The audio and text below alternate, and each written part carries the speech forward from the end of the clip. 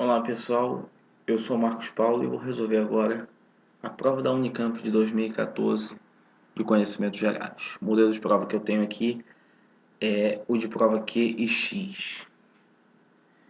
Bom, a primeira questão de matemática que caiu na Unicamp é a questão 37. A figura abaixo exibe em porcentagem a previsão da oferta de energia no Brasil em 2030, segundo o Plano Nacional de Energia. Aí você tem um gráfico de setores em que aparece em porcentagem a distribuição de energia.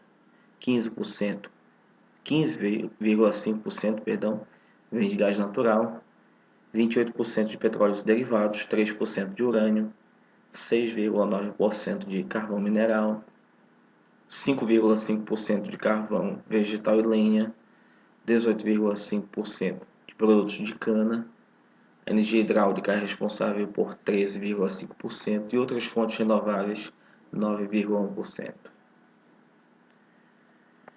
Segundo o plano, em 2030 a oferta total de energia do país irá atingir 557 milhões de TEP, toneladas equivalentes de petróleo. Nesse caso, podemos prever que a parcela oriunda de fontes renováveis indicadas em cinza na figura equivalerá a... Aí você tem as alternativas. Bom, para você resolver essa questão, voltando ali à figura, nós observamos que as áreas em cinza, elas são essa de fontes renováveis, 9,1%, hidráulica 13,5%, produtos de cana 18,5% e lenha e carvão vegetal 5,5%.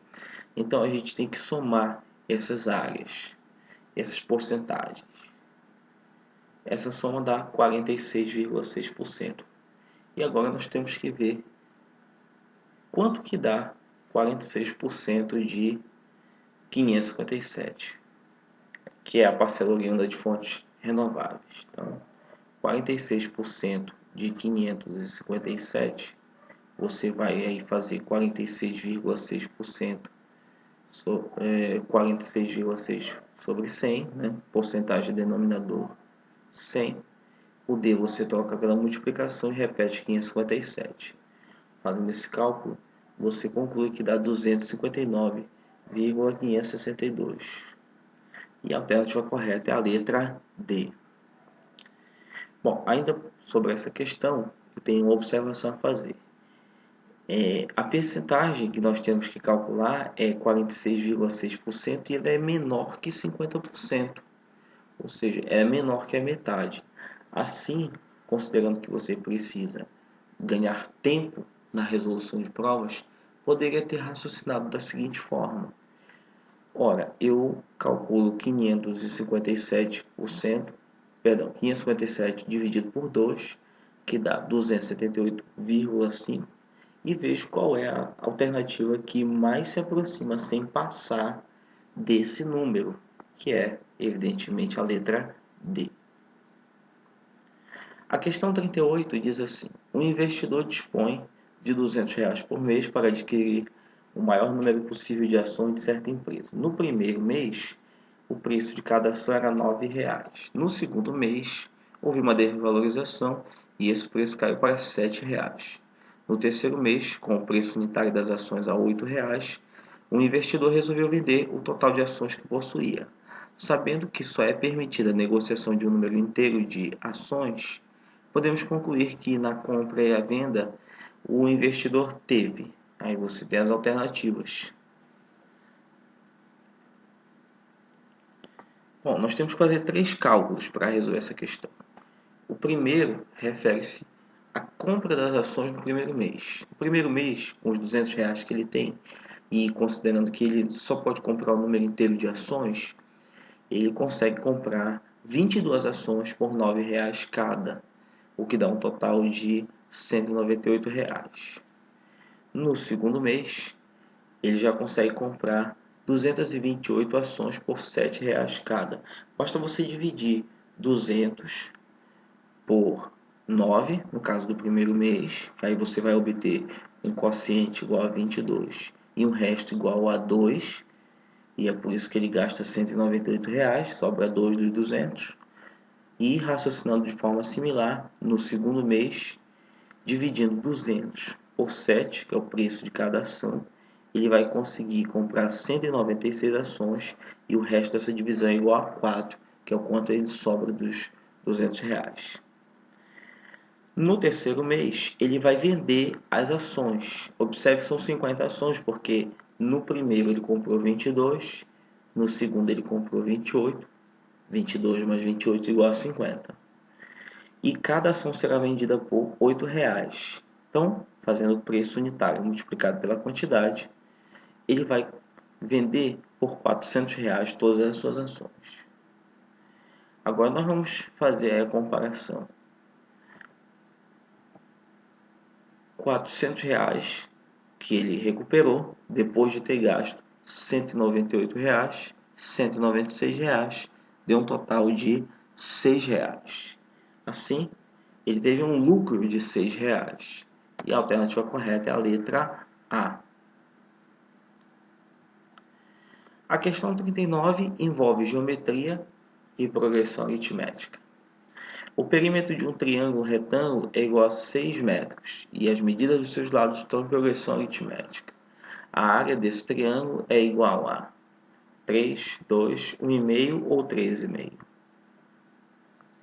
Bom, como o triângulo tem 3 lados que estão em PA, é conveniente usarmos a notação de 3 termos para uma PA, que é x menos r, x e x mais r, onde x é o segundo termo e r é a razão da PA.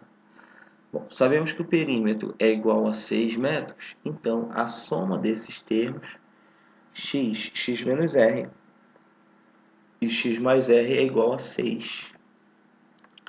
Bom, essa equação nós podemos aí eliminar o r, ficando com 3x igual a 6, e dividindo tudo por 3, concluímos que o x é igual a 2.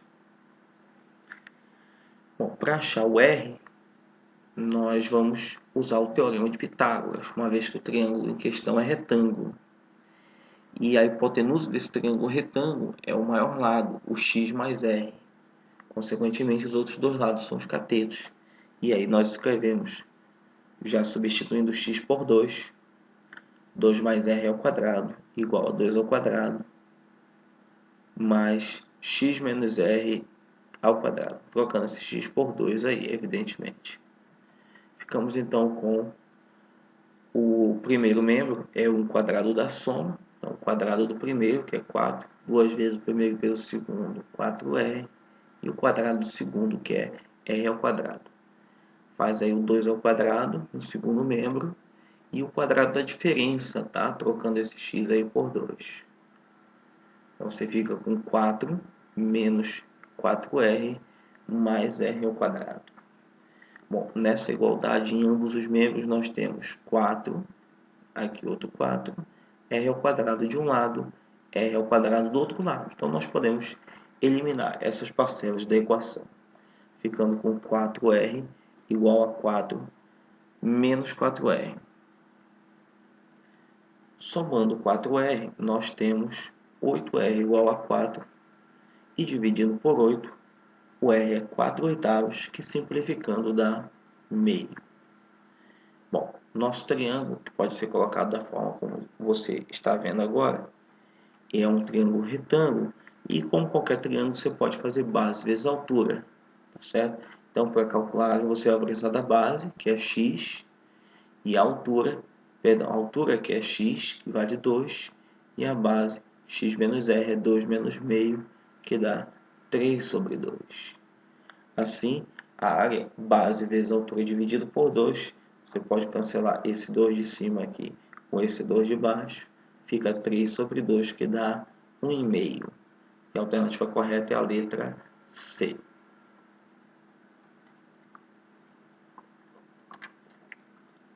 Na questão 40, uma questão de probabilidade, que diz: um caixa eletrônico de certo banco dispõe apenas de cédulas de 20 e de 50 reais.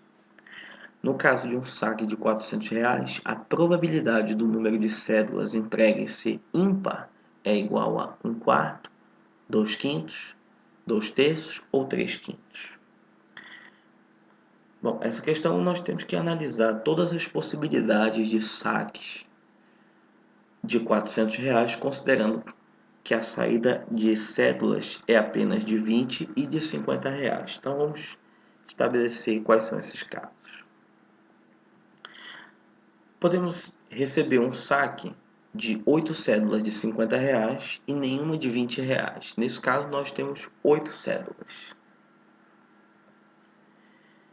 Também tem uma possibilidade de sair 6 cédulas de R$ 50 e 5 cédulas de R$ 20. Aqui nós temos 11 cédulas.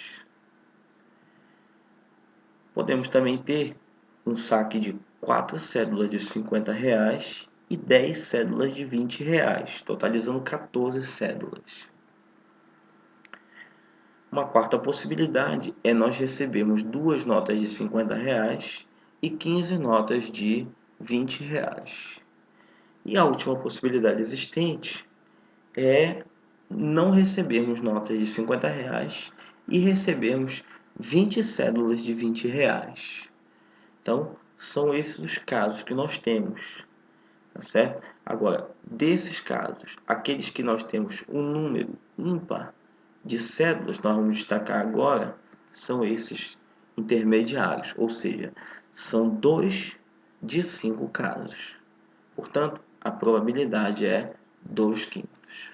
Número de casos possíveis, número de casos favoráveis dividido pelo número de casos possíveis, 2/5. E a alternativa correta é a letra B. A questão 41 envolve gráficos de funções. Considere as funções f e g, cujos gráficos estão representados na figura abaixo.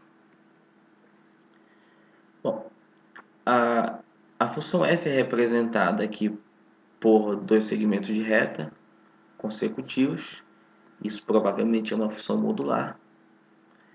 E essa linha pontilhada, que refere-se à função g, é provavelmente uma função polinomial de grau 3. Bom, aqui nós não temos as leis e também nós não vamos precisar nos preocupar com elas, porque basta nós encontrarmos o valor de f de g de 1 menos g de f de 1. É uma questão de função composta. Vamos olhar novamente para a figura. Bom, nosso objetivo é calcular f de g de 1 menos g de f de 1. Para isso, você vai ter que eliminar os parênteses, ou seja, primeiro vai ter que saber quanto é o g de 1 e quanto é o f de 1. O g de 1, aí nós temos que ver onde é que está o gráfico da função g, esse pontilhado, quando x é igual a 1. Aqui está. Observe que quando x é igual a 1, a curva toca o eixo das abscissas. Isso quer dizer que o valor da função g nesse ponto é 0. Já o f de 1 aparece bem aqui. Quando x é igual a 1, a função f é igual a menos 1. Então, a expressão que nós temos que calcular agora está resumida a f de 0 menos o g de 1. F de 0, nós temos que ver, então, onde que a curva vai intersectar o eixo das ordenadas. E lá que é o f de 0. E isso acontece no ponto de ordenada 1. Então, f de 0 é igual a 1. E o ponto g de menos 1, vamos ter que ver aonde que a função intersecta o ponto menos 1. Onde é que está o menos 1? Bem aqui, ó. Tá vendo? Novamente, é um ponto do eixo das abscissas. Então, quer dizer que a sua ordenada vale 0. Voltando à nossa expressãozinha aqui do lado, nós temos 1 menos 0, e isso é igual a 1. Assim, a alternativa correta é a letra D. A questão 42 envolve um pouco de trigonometria. É uma equação trigonométrica, seja x, tal que cosseno de x é igual a tangente de x. nós temos que obter o valor do seno de x. Bom, primeiro vamos pegar a equação e escrever tudo em função de seno e cosseno, ou seja, vamos trocar essa tangente por algo equivalente nesse sentido. Tangente é seno dividido por cosseno. Multiplicando ambos os membros por cosseno de x, a equação fica cosseno ao quadrado de x igual a seno de x. Lembrando a relação fundamental da trigonometria, cosseno ao quadrado mais seno ao quadrado igual a 1, nós vamos isolar o cosseno. Cosseno ao quadrado é 1 menos seno ao quadrado e substituir aqui na nossa última igualdade. A gente fica com 1 menos seno ao quadrado igual a seno de x. Igual a seno de x, perdão. Bom, agora a gente vai subtrair ambos os membros, seno de x. Aí nós ficamos com menos seno ao quadrado de x, menos seno de x, mais 1 igual a 0. Essa equaçãozinha trigonométrica nada mais é que uma equação de segundo grau disfarçada de equação trigonométrica. Tá?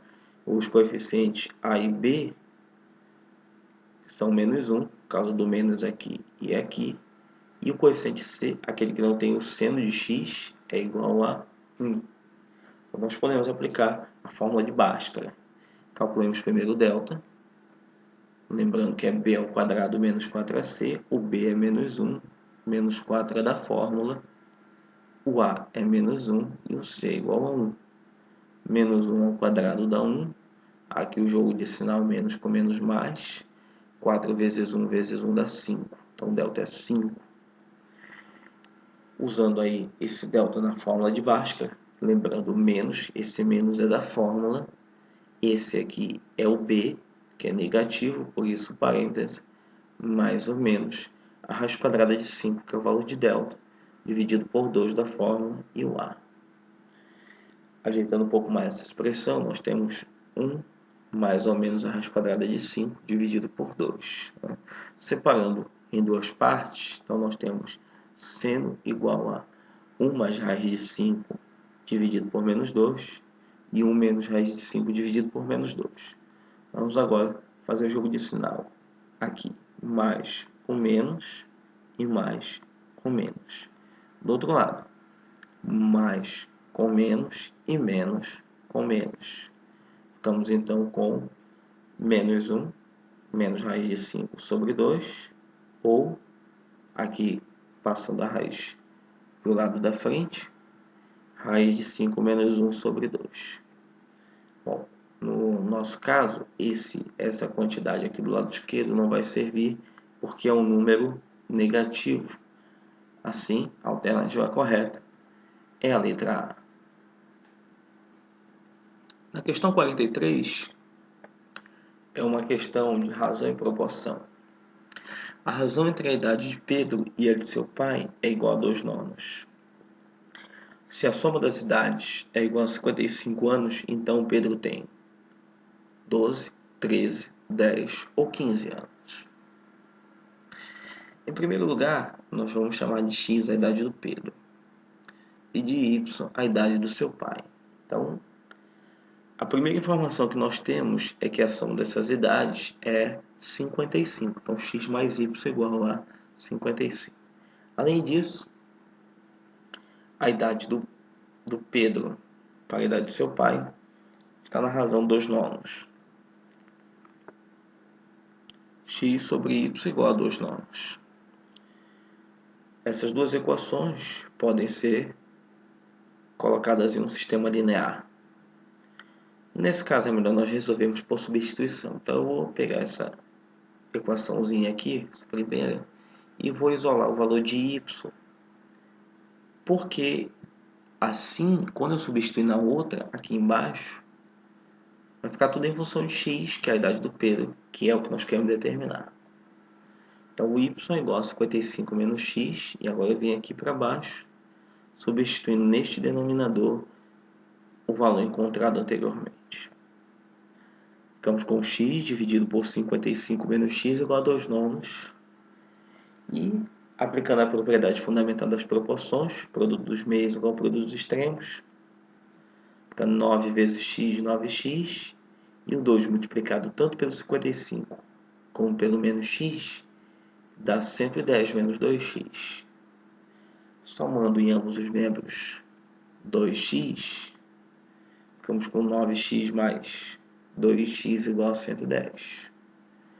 Agora, ajeitando mais um pouquinho aqui no primeiro membro, 11x igual a 110. E ao dividir tudo por 11, obtemos x igual a 10. Portanto, a alternativa correta é a letra C. Pedro tem 10 anos. A questão 44 envolve geometria analítica, tanto da reta quanto do ponto. No plano cartesiano, a reta de equação 2x menos 3y igual a 12 intercepta os eixos coordenados nos pontos A e B. O ponto médio do segmento AB tem coordenadas 4 e 4 terços, 3 e 2, 4 e menos 4 terços, 3 e menos 2. Como os pontos A e B são pontos dos eixos coordenados, nós vamos estabelecer assim. O ponto A vai ser a interseção com o eixo das abscissas, e todo ponto do eixo das abscissas, a sua ordenada é sempre zero. O outro ponto B, aliás, aplicando esse ponto na equação da reta, trocando x por a e o y por zero, nós temos 2a menos 3 vezes 0 igual a 12. 3 vezes 0 dá 0, não precisa ser colocado. Então, 2a igual a 12, que dividido por 2 dá a igual a 6. O ponto B, de coordenadas 0b, vai ser a interseção com o eixo das ordenadas. Na interseção com o eixo das ordenadas, a abscissa é sempre zero. É importante você ter isso em mente. Nós vamos agora colocar x igual a 0 e y igual a b na equação da reta. Fica 2 vezes 0 igual a menos 3b. Perdão, menos 3b igual a 12. 2 vezes 0 não precisa colocar. Assim eu tenho menos 3b igual a 12. E dividindo tudo por menos 3, conclui que o b é igual a menos 4. Agora que nós já temos os pontos A e B, nós podemos calcular as coordenadas do ponto médio do segmento AB. O ponto médio do segmento AB nós vamos representar por x, m, y, m. E esses números são calculados fazendo simplesmente as médias aritméticas das abscissas e das ordenadas. Então, para xm, nós temos a mais 0 dividido por 2. E para ym nós temos 0 mais o b, que é menos 4, dividido por 2. Vamos às contas. 6 mais 0 dividido por 2 é igual a 3. E 0 mais o menos 4 dividido por 2 é menos 2. Então, as coordenadas do ponto médio são 3 e menos 2. A alternativa correta é a letra D. A questão 45 envolve geometria espacial. Considere um cilindro circular reto. Se o raio da base for reduzido pela metade e a altura for duplicada, o volume do cilindro, letra A, é reduzido em 50%, aumenta em 50%, permanece o mesmo ou é reduzido em 25%. Bom, como nós temos duas situações, eu vou chamar cada cilindro de V1 e V2, seus respectivos volumes. O V1, usando a fórmula do volume do cilindro, é πr ao quadrado h. Agora, para o V2, esse R ficará dividido por 2 e o h ficará multiplicado por 2. Então, o V2 é π r sobre 2 ao quadrado vezes 2h. Calculando essa potência, fica r ao quadrado sobre 4. Então, π r ao quadrado sobre 4, 2h. 2 quartos aqui, nós podemos simplificar, vai dar meio. Meio de π r ao quadrado h. Ok? Bom, então, nesse caso, o volume ficou a metade do volume 1. Ok? Então, a alternativa correta é a letra A ele é reduzido em 50%. 50% corresponde a metade. Questão 46, uma questão de função, onde você deve reconhecer um gráfico. O gráfico abaixo exibe a curva de potencial biótico, Q de T, para uma população de micro-organismos ao longo do tempo T. Aqui está a figura. Sendo A e B constantes reais, a função que pode representar este potencial é... Observe que na letra A nós temos uma função afim. A função afim é graficamente representada por uma reta e a figura dada não é uma reta. Na letra C nós temos AT² mais BT, que é uma função quadrática, olha o T quadrado aparecendo, representada por uma parábola. Isto não é uma parábola. Na letra D, nós temos uma constante somada com o logaritmo. O logaritmo ele é representado por um ramo de hipérbole, porém, esse logaritmo ele não deveria intersectar o eixo das ordenadas. Assim, só nos resta a alternativa B. Esta curva, na realidade, é uma função exponencial. E a alternativa correta, como já disse, é a letra B.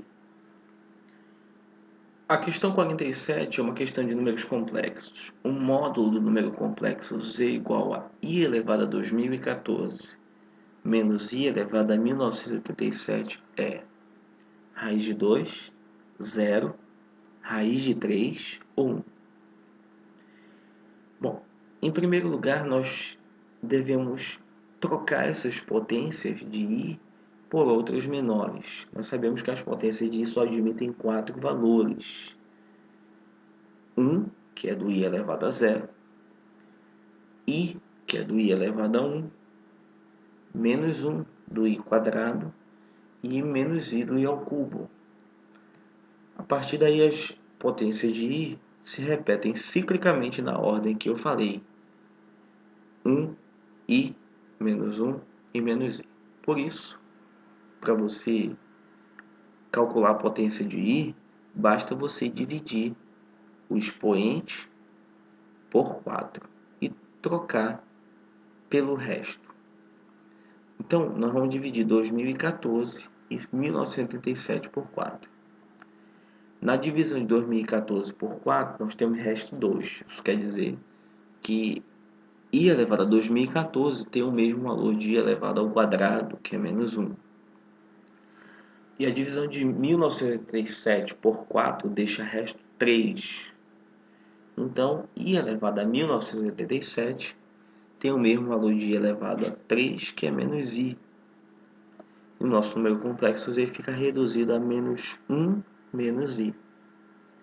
Para você achar o módulo desse número, basta você elevar ao quadrado tanto a parte real quanto a parte imaginária, somar e tirar a raiz. Assim, menos 1 ao quadrado mais menos 1 ao quadrado.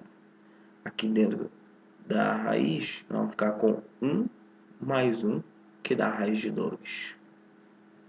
E a nossa alternativa correta é a letra A. A questão 48, a última questão da prova de matemática, diz: considere a matriz.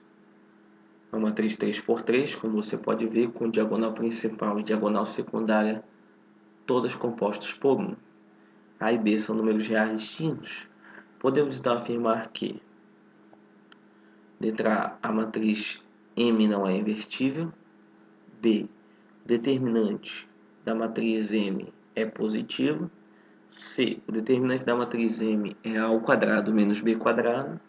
Letra D, a matriz M é igual à sua transposta. Então, as três primeiras alternativas falam do determinante.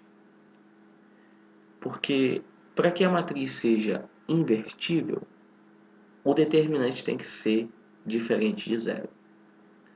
Então, vamos calcular o determinante na matriz e, se for o caso, marcar a alternativa correta. Para você calcular o determinante da matriz de ordem 3, você usa a regra de Sarri, que você deve repetir. Então, a primeira e a segunda colunas do lado da terceira. Aqui está a primeira coluna e a segunda coluna. Então, nós vamos fazer as multiplicações no sentido da diagonal principal, lembrando que você mantém o sinal do produto. 1 vezes 1 vezes 1 dá 1. A vezes A vezes 1, A quadrado. 1 vezes B, B quadrado. Agora, no sentido da diagonal secundária, lembrando que você troca o sinal do produto. 1 vezes 1 vezes 1 dá 1. Trocando o sinal fica menos 1. 1 vezes A vezes B dá AB. Trocando o sinal você fica com menos AB. E A vezes B vezes 1, que trocando o sinal dá menos AB. Aqui estão as contas que nós acabamos de fazer. Observe que nós temos aqui um simétrico, 1 e menos 1.